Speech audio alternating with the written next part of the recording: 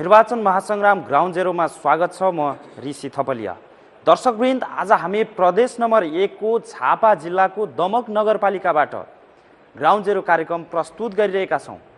आजको ground zero यस अर्थमा पनि विशेष चर्चाको रूपमा, चासोका रूपमा हेरिएको छ कि यो झापाको दमक नगरपालिका पूर्व प्रधानमन्त्री एवं नेकपा एमालेका अध्यक्ष केपी शर्मा ओलीको निर्वाचन क्षेत्र जिल्ला हो, निर्वाचन क्षेत्र पनि हो। आज हामी यहाँ झापाको दमक नगरपालिकाको विकास, बितेका 5 वर्षको समीक्षा र उम्मेदवारको एजेन्डाका विषयमा केन्द्रित रहेर कुराकानी गर्नेछौँ। आज हामीले छलफल गर्ने भनेका थियौँ, कुराकानी विशेष गरी बहस गर्ने भनेका थियौँ, तर हामीले विभिन्न पार्टीका यहाँका उम्मेदवारहरूलाई पनि निम्ति आएका थियौँ, तर उहाँहरू अन्तिम समयमा आएर आउन नसक्ने जानकारी गराउनुभयो। उहाँहरू आफ्नो व्यस्तताको कारण देखाउँदै उहाँ हाम्रो मिडियाको फेस गर्न सक्नु भएन या चाहनु भएन। आज हामीले यहाँका राप्रपाको तर्फबाट या सत्ता गठबन्धनकै तर्फबाट मेयरका प्रत्याशी रहनुभएका रामकुमार थापा, त्यस्तै रेगिना भट्टराई उपमेयरको प्रत्याशी, उहाँ नेपाली काङ्ग्रेसकी नेत्री समेत हुनुहुन्छ यहाँको, उहाँलाई निम्ति आएका थियौँ, तर उहाँहरू अन्तिम समयमा आएर हाम्रो क्यामेराबाट भाग्नु भएको छ। आज हामीसँग प्रमुख प्रतिपक्षी नेकपा एमालेकी नेत्री तथा निवर्तमान उपमेयर तथा दमक नगरपालिका मेयरकी प्रत्याशी गीता पौडेल अधिकारी हुनुहुन्छ। म उहाँसँग कुराकानी गर्नेछु। स्वागत छ यहाँलाई हिमालय ग्राउन्ड जेरोमा। धन्यवाद, नमस्कार। एकातिर सत्ता गठबन्धन, अर्कोतिर झापा, त्यो पनि राप्रपाको उम्मेदवार हुनुहुन्छ, राजेन्द्र लिङ्गदेनको जिल्ला पनि हो यो। उहाँको बढ्दो लोकप्रियता छ भनेर पनि चर्चा गर्छन्। अनि अर्कोतिर गठबन्धनको सामना गर्नुपर्दा तपाईँलाई यो निर्वाचन त हाडको ओखरै भयो होला, होइन? केही छैन, एकदम सहज छ। अब गठबन्धन भनिन्छ, होइन? अब उहाँहरू अलिकति भनौँ न, अलिकति गफका कुराहरू, हावाका कुराहरू बढी गर्नु। हामी तथ्यमा आधारित, हामी काममा विश्वास गर्ने। हामीले विगतमा पनि 5 वर्षसम्म काम गऱ्यौँ, जनताको मन जित्न हामी सफल भएका छौँ र बढी लोकप्रिय गफहरू दिएर मात्रै त वास्तवमा विकास समृद्धि प्राप्त गर्न सकिँदैन। जस्तो अहिले तपाईँकै मिडियामा आउनु भएन नि त, उहाँहरू दुवैजनालाई तपाईँहरूले बोलाउनु भयो। बिहान मलाई एपी वानले पनि त्यसरी नै तपाईँको बहस चाहिँ राम थापा सँग हुन्छ, आइदिनु भन्नुभयो, म गएँ, तर उहाँ आउनु भएन। यसले पनि प्रमाणित गर्छ नि त। उहाँहरू तपाईँसँग डराउनु भएको छ? के हो म जान्दिनँ, तर म त आएँ। किनभने टाइम दिइसकेपछि, वचन दिइसकेपछि त्यो निभाउनु पर्छ भन्ने मान्यताको मान्छे म।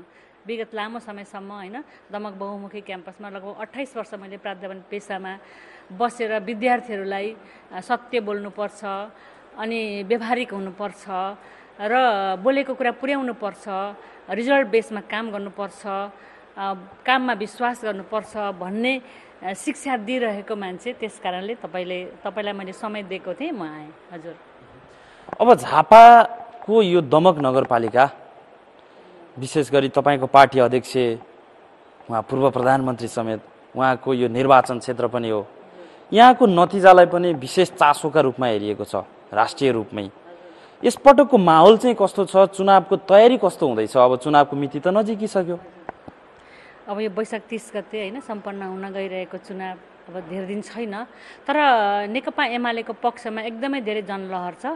नगरवासी, आमा बुवा, दाजुभाइ, दिदीबहिनी बडो उत्साहित हुनुहुन्छ। अहिले हामी घर दैलोमा छौँ र त्यो घर दैलो कार्यक्रमबाट थोरै समय चोरेर यहाँ तपाईँहरूको मिडियामा म आएको छु। जतासुकै एकदमै धेरै स्वागत। त्यो पनि, त्यसमा पनि अब आम महिलाहरूको प्रतिनिधित्व गर्ने एकजना मेयर दमक नगरपालिकाले पाउँदैछ। यो त ऐतिहासिक नेकपा एमालेले निर्णय गरेको छ र यो अवसरलाई सदुपयोग गर्नुपर्छ भन्ने किसिमले आम नगरवासी, सम्पूर्ण आमा बुवा, दाजुभाइ, दिदी, मेरा विद्यार्थी भाइ बहिनीहरू, जति पनि मसँग एट्याचमा हुनुहुन्छ, अन्य व्यक्तित्वहरू, सबै सेक्टरकोले एउटा उत्साहका साथ लिनुभएको छ र नेकपा एमालेले यसपटक पनि सेटै भनौँ न, मेयर, उपमेयर लगायत, हजुर, मेयर, उपमेयर लगायत सबै लाई विजय बनाएर आम नागरिकले पठाउनुहुन्छ भन्ने हाम्रो विश्वास छ। यति धेरै माया गर्नुभएको छ।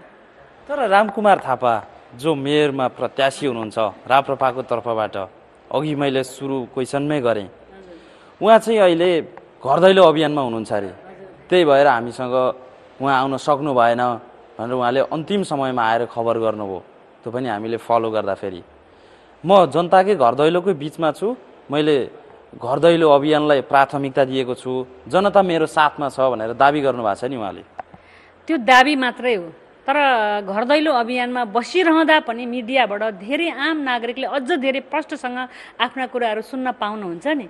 हो, घरमा बसेर होइन, अहिले त मिडिया अथवा अहिले त यो सिस्टम फलो गर्ने युवाहरू हुनुहुन्छ, तपाईँको टेलिभिजन हेरेर बसिरहनु हुने ज्येष्ठ नागरिकहरू हुनुहुन्छ, बालबालिका हुनुहुन्छ, अपाङ्गता भएका व्यक्तित्वहरू हुनुहुन्छ र कति बाहिर घर दैलोमा निस्किन नसक्ने अवस्थाको पनि हुनुहुन्छ र आम मतदाताज्यूहरूलाई त यो मिडिया पनि एउटा महत्त्वपूर्ण माध्यम हो। घर दैलो गरे बराबर सर हो। त्यसैले हामीलाई घर दैलोमा जसरी स्वागत गर्नुभएको छ त्यसरी नै हामी चाहिँ मिडियामा पनि जान्छौँ, आफ्ना कुरा राख्छौँ र यसै सिलसिलामा पनि एकदमै धेरै हामीलाई माया गर्नुभएको छ। अब मिडियासँग भाग्नु पर्ने उहाँले किन भन्ने त एउटा प्रश्न त आम नागरिकहरूले बुझिहाल्नुहुन्छ नि। घर दैलो अभियानमा व्यस्त हुनुहुन्छ भनेर उहाँले कारण त दिनु। एउटा बहाना मात्रै, मैले भने नि अघि, बहाना मात्रै हो। अब हाम्रो 52 जनाको टिम छ होइन, मेयर उपमेयर लगायत सम्पूर्ण 52 जना हामी छौँ। त म आएँ त उपमेयर र मेरो टिम त अहिले गइरहनु भएको छ नि, मसँग पार्टी छ नि त, नेकपा एमालेको सिङ्गो पार्टी छ, अहिले घर घर गरिरहनु भएको छ।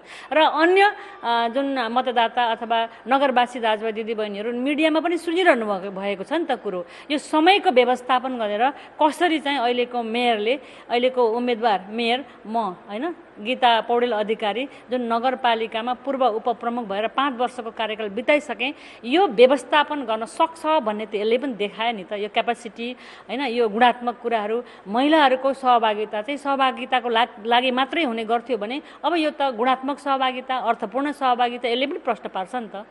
ठिक छ, तपाईँ निवर्तमान उपमेयर हुनुभएको कुरा म एकै क्षणमा जोड्छु।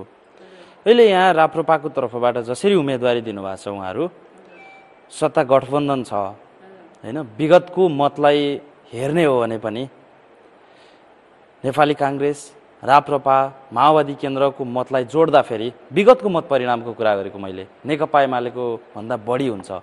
त्यस कारणले पनि यहाँ कतै राप्रपाकै तर्फबाट मेयरका उम्मेदवारले बाजी मार्ने पो हो कि भन्ने आकलन गरिएको छ नि, यसमा चाहिँ तपाईँको जवाब के छ? मेरो जवाब सिम्पल छ। जतिसुकै गठबन्धन भए पनि राम थापा होइन, म उहाँलाई दाइ नै भन्छु, आदर गर्थेँ। उहाँ एउटा राजनीतिक सामाजिक व्यक्तित्व, अहिले पनि गर्छु, भोलि पनि गर्छु, तर उहाँ रिटायर हो, उहाँसँग कुनै भिजन छैन होइन। अब यो रिटायर भएको अवस्थामा उहाँले के सिस्टम डेभलप गर्नुहोला त, के समृद्धिमा उहाँको योगदान होला त, यो चाहिँ एकदम ठुलो चुनौती छ। त्यस कारणले गर्दा यो गठबन्धन भए पनि, जे को लागि उहाँहरूले गठबन्धन गरेको भए पनि वास्तवमा हामीले यसलाई सहज ढङ्गले उहाँहरूलाई हामी पछाड्छौँ। र अर्को कुरा के पनि हो भने, अब रिटायर भएको व्यक्ति, अब 70 वर्ष पुग्न आँटेको व्यक्तिले बिना भिजन, अहिले मिडियामा उहाँसँग भिजन नभएकै कारणले नआउनु भएको होइन, बिना भिजन बिना योजना, हामीसँग त थुप्रै यस्ता भिजनहरू योजनाहरू छ र त्यो भिजन र त्यो योजनाहरू पुरा गर्नको लागि पनि आम नगरवासी दाजुभाइ दिदीबहिनीले हामीले हेरिरहनु भएको छ, स्वागत गरिरहनु भएको छ। त्यस कारणले म माथि भारी होइन कि, यो त उहाँहरूमाथि नै यो गठबन्धन अहिले आफैमाथि भारी भइरहेछ। किनभने आम नागरिकलाई के पनि थाहा छ भने अहिले माथिदेखि तलसम्मको गठबन्धनको सरकारको हेरौँ होइन, अब यहाँ गठबन्धन गरेर जिताएर पठाइदिँदा भोलिपल्ट नै लडाइँ झगडा लुछाड चाँडी यो हुन्छ नि त। उहाँहरू त अहिले एकजुट भएर लागिरहनु भएको छ नि। अहिले घर दैलो अभियानमा पनि मेयर उपमेयरै हिँडिरहनु भएको छ, आफ्नो पक्षमा मतदान गर्नको लागि आह्वान गरिरहनु भएको छ। उहाँहरू त्यो छुट्टिन्छ कि भनेर सुपर ग्लुले टाँसेको जस्तो गरेर उहाँहरू हिँड्दै हुनुहुन्छ नि। त्यस्तो छैन, त्यस्तो छैन। अब उहाँहरूको कुरा उहाँहरू जान्नुहुन्छ, तर हाम्रो कुरा म राख्छु। हाम्रो कुरा स्ट्रङ छ। हामी चाहिँ अहिले आम नगरवासी दाजुभाइ दिदीबहिनीहरूले हामीलाई एकदमै धेरै स्वागत गरिरहनु भएको छ, माया गरिरहनु भएको छ र हाम्रो पकड यो दमक नगरपालिकामा, जस्तो पूर्व प्रधानमन्त्री केपी शर्मा ओली र उहाँको प्रधानमन्त्रीत्व कालमा जति पनि राष्ट्रिय गौरवका योजनाहरू हामीले ल्याउन सफल भयौँ र त्यो योजनाहरू पुरा गर्न छ। त्यस कारणले पनि नेकपा एमालेको जुन टिम हो, त्यो टिम नै बलियो छ भन्ने कुरा त आम नगरवासी दाजुभाइ दिदीबहिनीले बुझिसक्नु भएको छ। त्यस कारणले गर्दा जतिसुकै गठबन्धन भए पनि, जतिसुकै उहाँहरूले अब भनौँ न यो के अरे अलिकति गफ गरेर होइन, अलिकति चुनावीलाई प्रभाव पार्ने खालका हावा गफ गरेर गए पनि वास्तवमा यो औचित्यहीन छ र हामीलाई परास्त गर्न चाहिँ धेरै कठिन छ। उहाँहरूलाई त्यो सक्नुहुन्न।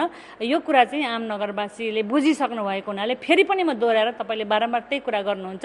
यो चाहिँ फेरि पनि म के भन्दैछु भने एकजना महिला उम्मेदवार होइन नेकपा एमालेको तर्फबाट नगर प्रमुखसँग अब हारिन्छ भन्ने डरले नै आज मिडियामा आउनु भएन होइन र उहाँहरूको कुनै एजेन्डा नभएको कारणले पनि मिडियामा आउनु भएन। हामीसँग प्रतिकार गर्न सक्ने उहाँसँग कुनै पनि अहिले त के छ भने नि आम नगरवासी युवा भयो होइन ज्येष्ठ नागरिक भयो महिला दिदीबहिनीहरू सँगसँगै बालबालिका स्वयं र विद्यार्थी भाइ बहिनीहरू बुद्धिजीवीहरू र सुरक्षा निकायका र आम कर्मचारीजीहरू सबैजनाले एकदम वास गरिरहनु भएको छ कि यो हाम्रो चाहिँ दमक नगरपालिकाको रिटायर व्यक्ति होइन राम थापाले कसरी चाहिँ यो समृद्ध ल्याउन सक्नु होला। उहाँसँग त माथि पनि जोडिनु केही धागो भनौँ न जोडिएको छैन। अब तल रिसोर्सेसहरू कम हुन्छ, उहाँको माथिसम्म पहुँच पनि छैन। नगरपालिकासँग माथिबाट जोड्ने हुन्छ नि एउटा पुलको काम सेतुको काम गर्न सक्ने हैसियत पनि उहाँको छैन नै भन्छौँ हामी। किनभने जस्तो भन्यो राज्य संरचना संघीयताको परिकल्पना 3 तहको राज्य संरचना संघीय सरकार प्रदेश सरकार स्थानीय तह। हामीले त सिस्टम बुझिसक्यौँ नि। हामीले त आफ्नो अधिकार क्षेत्रभित्रको 22वटा त ऐन बनाइसक्यौँ, 28वटा कार्यविधि बनाइसक्यौँ, 11वटा नियमावली बनाइसक्यौँ, कार्यान्वयनमा हामी गइसक्यौँ, बाटो गोरेटो हामीले खनिसक्यौँ। त्यसो हुँदाखेरि अब सङ्घीय सरकारसँग समन्वय गर्ने सहयोग लिने, प्रदेश सरकारसँग समन्वय गर्ने सहयोग लिने, स्थानीय तहको साधन स्रोतलाई परिचालन गर्ने। म अर्थशास्त्रको विद्यार्थी पनि हुँ। हामीले 20 वर्षे नगरपालिकाको रणनीतिक योजनाहरू बनाइसकेका छौँ। सुरुमा त हामीले जाने बित्तिकै दमक नगरपालिका कहाँ छ त भन्ने कुराको एउटा रिसर्च गरेर दमक नगरपालिकाको वर्तमान अवस्था पार्श्वचित्र हामीले तयार गऱ्यौँ। त्यो आधारबाट विपन्नता वर्गलाई अब हामीले कसरी अगाडि बढाउने, महिला दिदीबहिनीहरूलाई कसरी उत्पादनसँग रोजगारसँग जोड्ने, त्यसै गरी अब अपाङ्गता भएका व्यक्तित्वहरूलाई कसरी संरक्षण गर्ने, कसरी उहाँहरूलाई पनि अब रोजगारसँग जोड्ने, युवाहरू अब एकदम युवाहरूको अब एकदमै ठुलो मास अहिले विदेश पलायन हुने अवस्था छ र यो विदेश पलायन हुँदाको अवस्थालाई कसरी न्यूनीकरण गर्ने, कसरी सबै महत्त्वाकांक्षी योजनाहरू अघि सार्दै गर्दाखेरि स्रोत व्यवस्थापनमा कुनै चुनौती हुन्न र स्रोत व्यवस्थापनमा कठिनाइ हुन्न र कसरी जुटाउनुहुन्छ त्यो स्रोत? म भन्दैछु त यहाँ सुन्नु न, म भन्दैछु स्रोत व्यवस्थापनको लागि सामान्यतया बुझाइ के छ भने कर होइन, तर कर मात्रै स्रोत करको दायरा बढाउनुहुन्छ। फेरि यसअघि त केपी शर्मा ओली प्रधानमन्त्रीत्व कार्यकालमा चाहिँ कर बढ्यो भनेर निकै आलोचना भएको थियो, स्थानीय सरकारले पनि कर बढायो भन्ने थियो, त्यस्तै गर्नुहुन्छ? मलाई बोल्न त दिनुहोस्। कर भन्नुहुन्छ बहाल कर 12% थियो कि थिएन हामी नआउँदाखेरि जनप्रतिनिधि विहीन भएको अवस्थामा। अहिले 2% छ दमक नगरपालिकाको, 2% बहाल कर छ। हामीले सम्पत्ति शुद्धिकरण र आम नागरिकलाई सिस्टममा ल्याउनको लागि तपाईँले जतिमा बहाल दिनुभएको छ त्यो एक्चुअल दरमा एग्रिमेन्ट गरौँ, त्यसको 2% मात्रै तिरौँ। किन तपाईँले लुकाउनु पर्ने, किन कारण छ र लुकाएर हामीले बढी किन देखाउनु पर्ने छ र? यसरी हामी कर घटाएका छौँ होइन। त्यसै गरी अरू विविध किसिमका करहरू पनि हामीले कुनै वृद्धि गरेका छैनौँ र एकदम विपन्न वर्गलाई सहुलियत दिने गरी हामीले विपन्नता कार्ड बनाउने तयारीमा राखेका छौँ र हामी सहुलियतको बजारहरूबाट उहाँहरूलाई उपभोक्ताहरूलाई सहुलियतको रासन पानीको व्यवस्थापन गर्दैछौँ। अर्को कुरा शिक्षामा होइन, शिक्षामा गर्ल्सहरूको उच्च शिक्षामा पहुँच एकदम न्यून छ। म त 28 वर्ष कलेज पढाएको मान्छे होइन, साइकोलोजी युवाहरूको साइकोलोजी बुझेको मान्छे, उहाँहरूको मन मस्तिष्कमा बसेको मान्छे र छात्राहरूले कसरी बिचमा किन छोड्नुपर्छ त? पढाइ किन छोड्नुपर्छ? 12 पढेर ब्याचलर्स पढेर क्षमता छ, भोलि उहाँहरू पनि लिडरसिपमा आउन सक्ने धेरै क्षमता छ, तर किन छोड्नुपर्छ त?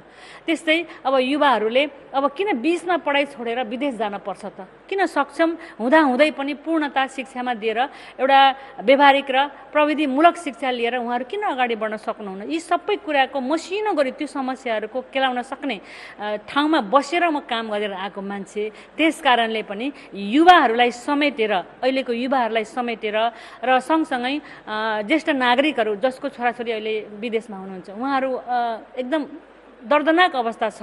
कतिपय उहाँहरूको भावना हामीसँग साटासाट गर्नुहुन्छ। अब कोभिडको बेलामा हेरौँ न, कोभिड-19मा दमक नगरपालिकाले कसरी काम गर्यो? सायद त्यतिखेर तपाईँहरू आउनु भएन हामीसँग। त्यतिखेर दमक नगरपालिकाले अस्पतालै बनाएर, त्यो पनि मेरै नेतृत्वमा। यो विषय त छँदैछ। यो 5 वर्ष मेयर पनि उपमेयर पनि क्लिन स्विपै भन्नुभयो नि तपाईँले, अघि क्लिन स्विपै गर्नुभएको थियो। अब यसपटक मैले यो 5 वर्षको कार्यकालमा यो काम गरेँ, गर्व गर्न लायक काम गरेँ, यो 5 वर्ष खेर गएको छैन, फेरि पनि म अथवा हामी बाँकी काम अधुरा काम पुरा गर्छौँ भनेर के त्यस्तो गर्व गर्न लायक काम एजेन्डा लिएर जनतामा जाँदै हुनुहुन्छ? पहिलो त 20 वर्षे रणनीतिक योजना बनाइसक्यौँ, त्यो लागू गर्छु हैन। हिजो बनायौँ, अब भोलि त्यो लागू गर्छु, सिस्टम डेभलप गर्छु। अर्को ई गभर्मेन्ट्सको अनुभूति दिन्छु। 10वटा वडा छ यहाँ, 10वटा वडामा हामीले आफ्नै भवनको वडा कार्यालयहरू बनाइसक्यौँ। अब त्यो वडा कार्यालयहरूलाई व्यवस्थापन गर्छु। 10वटा वडामा स्वास्थ्य चौकीहरू बनाइसक्यौँ, त्यसलाई भोलि व्यवस्थापन गर्छु अझ व्यवस्थित तरिकाले, अत्याधुनिक। मैले अघि पनि भने अनलाइन सिस्टम, ई गभर्मेन्ट्सको सिस्टम।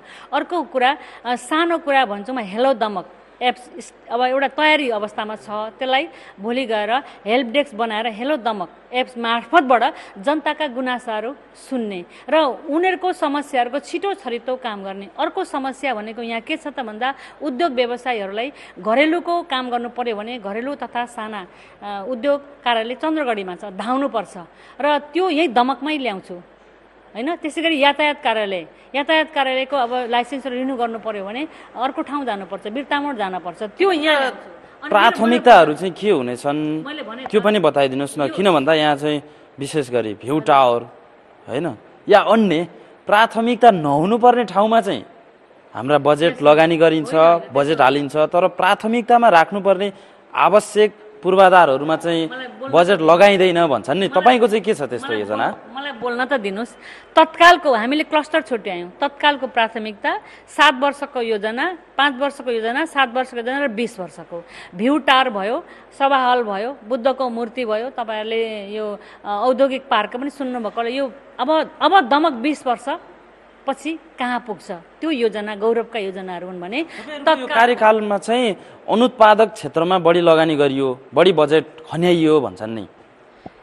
अनुत्पादक क्षेत्रमा होइन, विविध उत्पादन क्षेत्रमा, किनभने ह्युमन रिसोर्सेस भनेको उत्पादन क्षेत्र हो नि, र ह्युमन रिसोर्सेसमा लगानी गर्नुपर्छ, अनि मात्रै उत्पादन हुन्छ। म अर्थशास्त्रको विद्यार्थी र हामीले अब बाल कक्षादेखि ह्युमन रिसोर्सेसमा लगानी सुरु गरिसक्यौँ र सामुदायिक विद्यालय र संस्थागत विद्यालय बीचको दूरीलाई कम गरेर पूर्वाधारको सेक्टरमा अहिले विद्यालयहरू हिजो कस्तो अवस्थामा थियो हैन, सरकारी विद्यालयहरूमा अभिभावकको कुनै अपनत्व थिएन, कुनै विश्वासै थिएन, तर अब अहिले क्रमशः विश्वास बढ्दै गएको छ। हामीले अब राष्ट्रिय स्तरको हाम्रो नमुना विद्यालय एउटा छ भने हामीले अरू विद्यालयहरूलाई क्रमशः प्रत्येक वर्ष, गएको वर्षसम्म 3टा विद्यालयलाई नगर नमुना विद्यालय बनायौँ, जहाँ चाहिँ अब विद्यार्थीहरूको चाप बढ्दो छ र सँगसँगै अभिभावकको पनि अपनत्व बढ्दो छ, विश्वास गर्दै हुनुहुन्छ भने अब क्रमशः हामी यसरी बनाउँदैछौँ। जस्तो अपाङ्गताको अटिजम क्लासहरू यहाँ हुँदैन थियो। भाषाको कुरा गर्नुहुन्छ भने यो पनि उत्पादन क्षेत्र हो नि त। अब प्रथम नागरिक धिमाल भाषा यहाँ हामीले एउटा माध्यमिक विद्यालयमा पठन पाठन गराउँदैछौँ, अर्कोमा लिम्बू भाषा पठन पाठन गराउँदैछौँ भने अटिजमको क्लासहरू सुरु गराएका छौँ। र यसरी उत्पादनको क्षेत्र भनेको के हो हैन। अब उत्पादनको क्षेत्र भन्ने बित्तिकै अब बाटो घाटो अनि विद्युत कल कारखाना मात्रै होइन, तर त्यो सबै कुरा व्यवस्थापन गर्ने मानव संसाधन हामीसँग एकदमै न्यून। अहिले पनि यहाँ हाम्रो एकदम अहिले पनि निर्माण व्यवसायहरू के भन्नुहुन्छ भने हामीलाई चाहिने जनशक्ति त उत्पादनै भएको छैन नि। पहिला त जनशक्ति उत्पादन गर्नु पर्यो नि, काम गर्न सक्ने। हामीले हाम्रो अर्थशास्त्रमा इकोनोमिकली एक्टिभ पपुलेसन भन्छौँ हामी। त्यो इकोनोमिकली एक्टिभ पपुलेसनलाई, ऊर्जावान पपुलेसनलाई सकारात्मक सोचको आधारबाट यो हाम्रो देशको लागि, हाम्रो नगरको लागि भन्ने किसिमले उत्पादन गर्न पर्यो। त्यो हामीले त्यो कन्सेप्टबाट एउटा बाटो तय गरिसकेका छौँ हैन भने अब हामी अबको 5 वर्षमा यदि साँच्चै नै कोभिड थिएन भने त यो एउटा लाइन लागिसक्थ्यो। अब महिला दिदी बहिनीहरू हिजो कुन अवस्थामा हुनुहुन्थ्यो, अहिले त चारैतिर जागरण छ। एउटा सानो इक्जाम्पल दिउँ, मुस्लिम दिदी बहिनीहरू कहिले पनि घरबाट बाहिर ननिस्केका मुस्लिम दिदी बहिनीहरूलाई 24 जना महिलाहरूलाई निकालेर सिप सिकाएर अहिले पनि तालिम लिँदै हुनुहुन्छ। अब उहाँहरू बजारमा आउनुहुन्छ।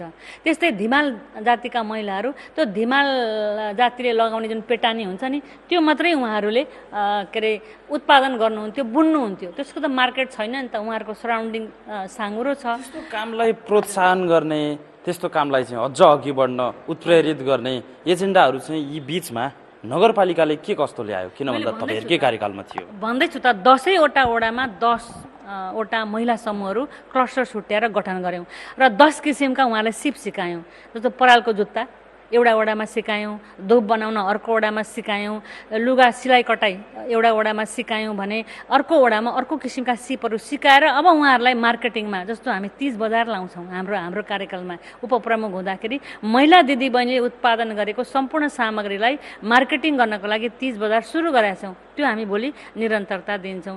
इभन दमकले त एउटा उत्कृष्ट के पनि काम गरेको छ नि, त्यो ग्यारेन्टीको गहना भन्छौँ नि हामी, होइन? त्यो ग्यारेन्टीको गहना यहीँको हाम्रो हामीले सिप दिएर महिला दिदीबहिनीले उत्पादन गर्दै हुनुहुन्छ। त्यो ग्यारेन्टीको गहनालाई प्रमोट गर्ने अब हामी इन्डस्ट्रियल हिसाबले अब हामी उत्पादनमा जान्छौँ। यसरी विविध खालका महिला मात्रै होइन, युवाहरू। अनि अब अर्को कुरा कृषिमा क्लस्टर छुट्याएर, होइन? अब कृषिको क्लस्टर छुट्याएर जैविक, होइन, बजारलाई हामीले प्रमोट गर्छौँ। हाम्रो दमकमा अहिले प्रदेश स्तरीय एउटा जैविक बजार बन्दैछ।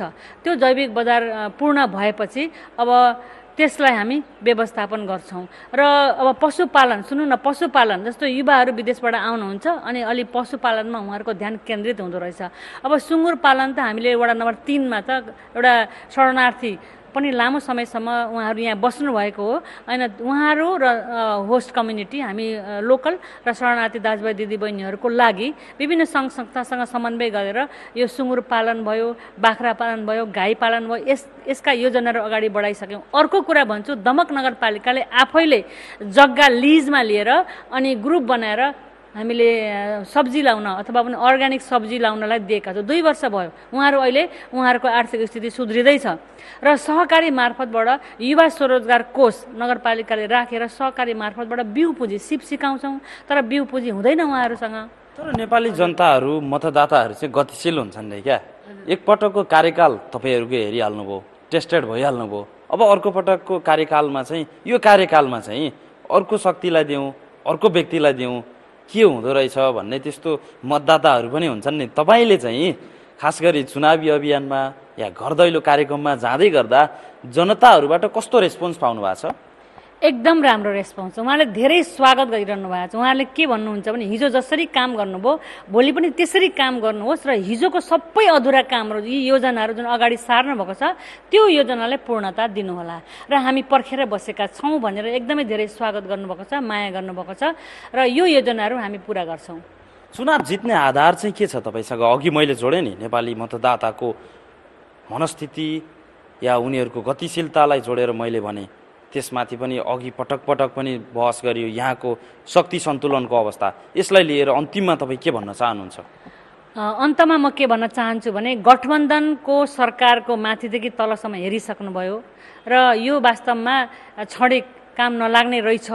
वास्तवमा स्थिर सरकारको आवश्यकता रहेछ। त्यसो हुँदाखेरि हिजो गरेका अधुरा कामहरू यो नेकपा एमाले नेतृत्वले गरेको थियो र यही नेतृत्व जानुपर्छ भनेर आम जनमानसको पनि भावना छ।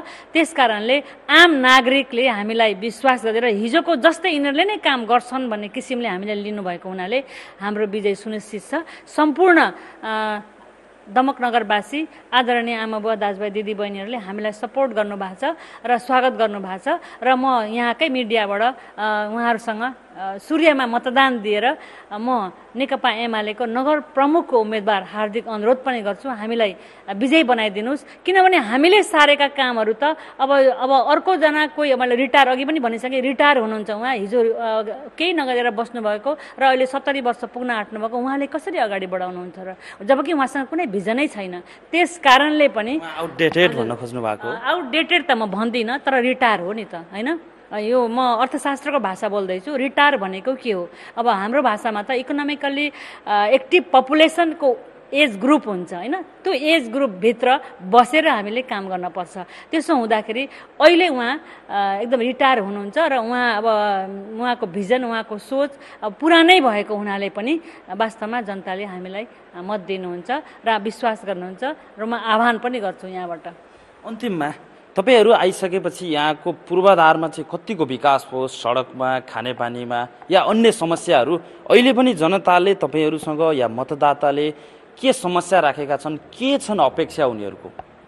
अहिले त पूर्वाधारमा त यति धेरै बाटाघाटा, तपाईँहरू पनि आउनुभयो काठमाडौँदेखि, हेर्नुभयो होला हाम्रो बाटोहरू। जो आउनुहुन्छ दमक कति सफा सुन्दर फराकिला बाटाघाटा र यो फराकिलो बाटोघाटो र पिचहरू हामीले धेरै नै लगभग 65 65 किलोमिटर त नगरपालिकाको स्रोतबाटै हामीले बनायौँ र हामीले के पनि घोषणा गऱ्यौँ भने कि कच्ची सडक मुक्त नगर सुरुमा गाउँ किनभने 10वटा वडा छ गाउँ बजार एरिया त अब 6 नम्बर 7 नम्बर लगभग 5 नम्बर 8 नम्बर 9 नम्बरको आदि यिनीहरू त सबैतिर पिच भइसक्यो। तपाईँ 10 नम्बर जानुहोस् न, अहिले पिचै जान पाउनुहुन्छ। 3 नम्बर जानुहोस् न, पिचै जान पाउनुहुन्छ।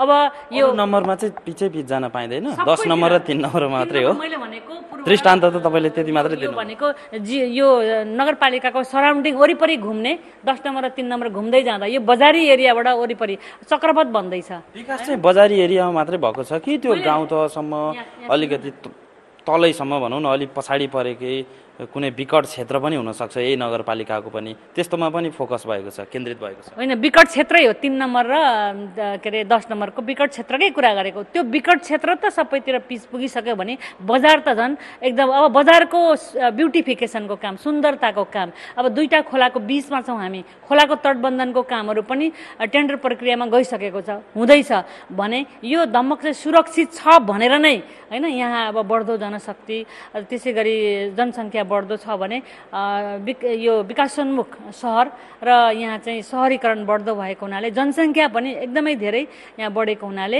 मतदाताको सङ्ख्या पनि अहिले युवा वर्गदेखि लिएर बसाइसराई अलि बढी यहाँ भएको हुनाले यो बढ्दो छ। र यो सहर चाहिँ वास्तवमा हिजोभन्दा धेरै नै डेभलप भएको सहर हो र सबैतिरबाट सन्तुलित ढङ्गले हामीले विकास गरेका छौँ।